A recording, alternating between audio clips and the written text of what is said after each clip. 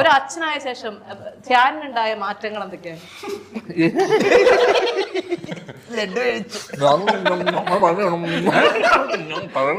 അതെ അതെ പറഞ്ഞോ, ആലോചിച്ചു അച്ഛനായ നേരത്തെ അച്ഛനായി അതിനുള്ള മാറ്റം. ആ ചോദ്യത്തിനല്ല പ്രസക്തി.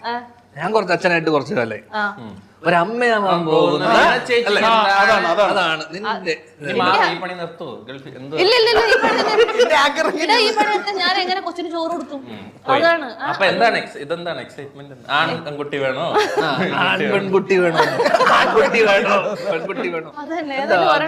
ദൈവം തരുന്ന സംബളങ്ങൾക്ക് അത്രേ മകളെ അങ്ങനെ മകനോ മകളോ ആണെങ്കിൽ അമ്മ നിലയിൽ മകൻ എന്ത് പേരിടുന്നു? എന്റെ പേരിടും മോനാണെങ്കിൽ